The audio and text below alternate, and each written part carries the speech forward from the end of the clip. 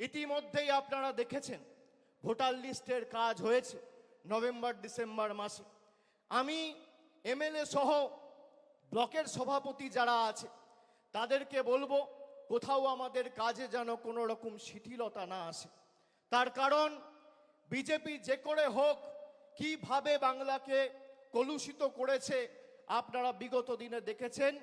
আগামী ২৬-এর লড়াইয়ের জন্য আমাদের প্রস্তুত থাকতে হবে। আমরা যতবার লড়েছি এদেরকে গোহারা হারিয়েছি।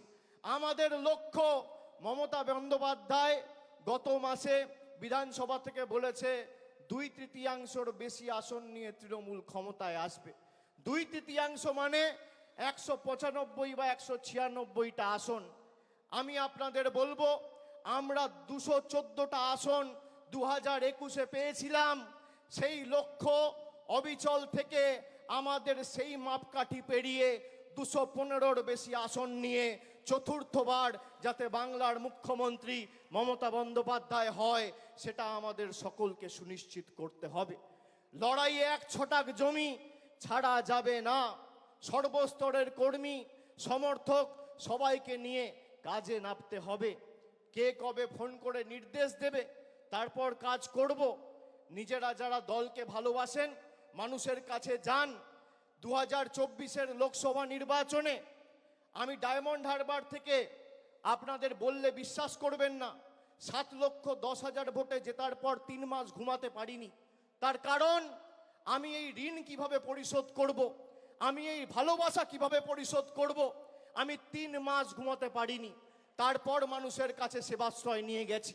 একটা এমএলএ, একটা ব্লক সভাপতি, একটা পঞ্চায়েতের মেম্বার, একটা কাউন্সিলর, মিউনিসিপ্যালিটির চেয়ারম্যান, ব্লকের সভাপতি, টাউনের প্রেসিডেন্ট নিজের কাছে ক্ষমতা কুক্ষিগত করে রাখলে হবে না। মানুষের কাছে মানুষের দাবি নিয়ে মমতা বন্দ্যোপাধ্যায়ের জনমুখী কর্মসূচি পৌঁছে দিতে হবে। এটাই আমাদের লক্ষ্য থাকা উচিত। আর আমি কর্মীদের বলবো এই দল মমতা বন্দ্যোপাধ্যায়ের আন্দোলন আর কর্মীদের ত্যাগ তিতিক্ষা কৃচ্ছ সাধনের মাধ্যমে আজকে বটবৃক্ষে তৃণমূল কংগ্রেস পরিণত হয়েছে। যারা বুথে বসে প্রাণ দিয়ে পোস্টার মারছেন, ব্যানার লাগাচ্ছেন, দেওয়াল লিখছেন, মিছিলে হাঁটছেন, তারাই তৃণমূল কংগ্রেসের আসল সম্পদ। আমি আপনাদের বলবো যতদিন আপনারা আছেন এই বিজেপির ষড়যন্ত্রের চক্রব্যূহ আমরা বিগত দিনে যেভাবে ভেঙে চূর্ণ বিচূর্ণ করেছি আগামী দিনেও ভেঙে চূর্ণ বিচূর্ণ করব।